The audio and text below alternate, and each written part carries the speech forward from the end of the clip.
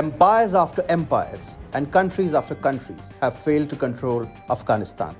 And that's why the country has earned the nickname Graveyard of the Empires. The British learned it the hard way in their 1839 to 1842 war in Afghanistan. The marauding Mughals learned it too. Russia learned it in the 80s. And now, even the mighty United States is leaving Afghanistan. But does this mean that Afghanistan will become a normal, self-governed country? The answer to it is a big resounding no. Taliban is already on the rise and other countries are already eyeing the nation. Some for peaceful purposes and some purely for the purpose of profiteering. And hence, Afghanistan is set to turn into a searing inferno once again, with Russia and India on one side and Iran and China on the other, with maybe Pakistanis flanking China as well. Hi and welcome. This is TFI Global, the foreign affairs and geopolitical analysis arm of the TFI Media Group, and I'm your host Atul Mishra. In this video, I will tell you about the withdrawal of the US troops from Afghanistan, the changing politics of the nation, and the new power games about to be fought in the graveyard of empires. Let's begin.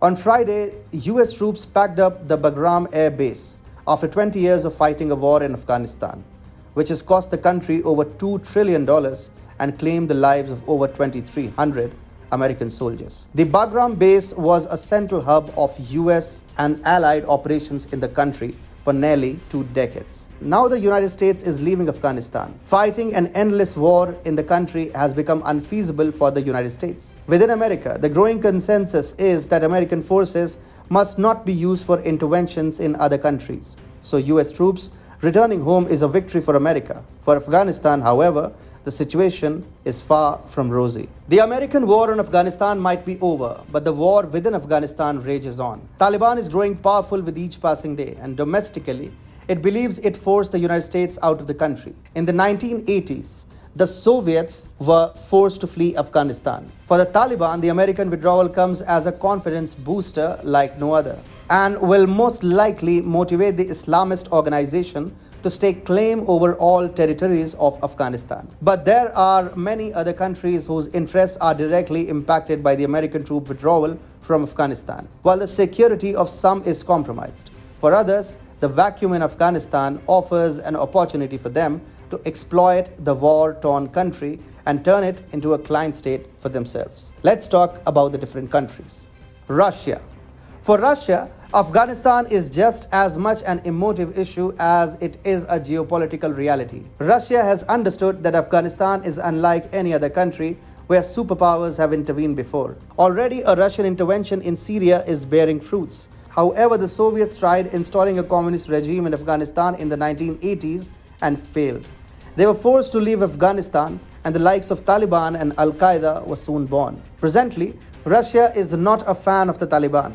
The Islamist extremism of the Taliban concerns Russia just as much as it worries every other regional power. A Talibani regime might be territorial within Afghanistan, but the possibility of them providing a safe haven for terrorists who wish to strike other countries cannot be ruled out. Russia is also concerned about the impact which a Taliban government in Afghanistan can have on the security of Central Asian states, considering the fact that Moscow considers the region its exclusive sphere of influence. Russia has a habit of surprising the world. While it knows that interventions in Afghanistan by foreign powers have historically never worked, Moscow could very well pull a rabbit out of its hat if push comes to shove. We are talking about a civil war-like scenario here. After the complete withdrawal of US troops from Afghanistan, the Taliban will not stop at anything. It wants its government in Kabul, while the civil government too will put up a fight if the terror organization mounts an offensive. What that translates to is a civil war with catastrophic consequences. India. India provides the largest development aid to Afghanistan and is funding major projects in the war-torn country. It has committed over $3 billion to Kabul so far, and India's security agency, especially its clandestine and foreign intelligence services, RAW, coordinate and provide inputs to their Afghani counterparts regularly. India has had no ties with the Taliban, and as such, the extremist organization strengthening its control over the country is no good news for New Delhi. India has been tacitly supporting the US in its endeavor to install democracy in Afghanistan. With those efforts having failed, India is now faced with the prospect of dealing with the Taliban all on its own. In terms of security, the Taliban poses a challenge to India. It is no secret that Pakistan's Haqqani network and the Taliban are collaborators. With the Taliban growing even stronger and Pakistan's ISI having good ties with it, India expects Afghani jihadis to be directed towards Kashmir. Therefore, India too is seeking to radically rethink its Afghan policy in light of the new realities which stare it in the face. An Indo-Russian alliance. The interests of India and Russia are aligned when it comes to Afghanistan.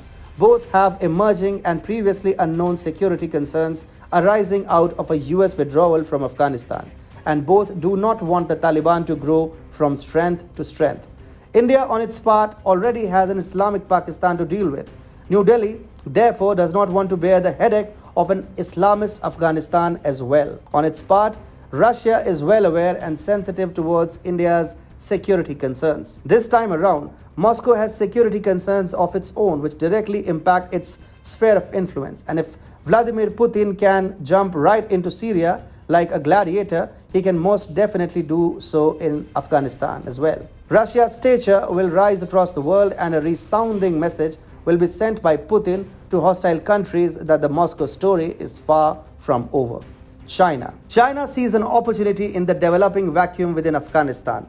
The communist nation is hungry for power and influence beyond its border. It is expansionist and it also seeks to become a regional superpower. In fact, China is already in process of usurping the war-scarred country. Beijing is said to be secretly in talks with the civilian government of Afghanistan to build its own military base in the country. At the same time, China is also said to have secured an understanding with Taliban leaders not to aggravate the Uyghur situation within China's Xinjiang province. China has multiple objects to achieve out of Afghanistan. One of them is to get an understanding against the Uyghurs in Xinjiang. By financing a military base in Afghanistan, China is giving hints to the Afghan civilian government and armed forces. Beijing is suggesting that both Afghanistan and China can benefit from enhanced cooperation. But China is also using the Pakistan axis to earn goodwill with the Taliban. Beijing knows that the Taliban still controls a majority of Afghan territory and Kabul's future also hangs in the balance. Therefore, China cannot put all its eggs in one basket and wants to position itself comfortably on both sides. China is also said to have established a spy network in Afghanistan, which India helped Afghani agencies bust last year. China can buy out the Taliban with its deep pockets. Of course, whether Talibani leaders want to get co-opted by China is a separate matter. But if they are willing, Beijing can push unimaginable amounts of money down their throats. In return, the Taliban will have to serve Chinese interests in the region, and Afghanistan will effectively become a client state of China. China also has its BRI interests in Afghanistan to cater to, and it wants to usurp the war-torn country's $3 trillion worth of mineral resources all by itself. Iran. Iran is in the process of becoming a puppet of China. The two countries have signed a $400 billion strategic deal spanning 25 years, which entails Iran prostrating before Beijing. Iran shares a border with Afghanistan, and therefore the developments in the war-torn country directly impact Tehran's interests. Importantly, China has Iran as well as Pakistan to work with in Afghanistan. For Tehran, the growth and strengthening of the Taliban, however, is a worrying development, primarily due to the Shia-Sunni conflict between them. Additionally, the Islamic State also has a presence in Afghanistan, and Iran has historically fought the IS threat. However, Iran has been compromised by China at a magnanimous level, and its own concerns regarding the Taliban will be overshadowed by what China wants in the war-torn country. Add to that, China is perhaps the only market for Iran to export its oil, so it cannot antagonize Beijing at any cost. A Sino-Iranian axis in Afghanistan with a tinge of Pakistan too. Just like the alliance between India and Russia when it comes to Afghanistan, China is also looking to create its own front for advancing its interests in Afghanistan. China knows it can achieve nothing alone. It needs to have partners who are willing to exploit Afghanistan alongside it. Moving forward, Afghanistan is set to become a ground for some major regional power play. India and Russia will take on an unholy alliance of China, Iran, and Pakistan. The USA's war in Afghanistan might be coming to a close, but the regional war between major powers is only beginning.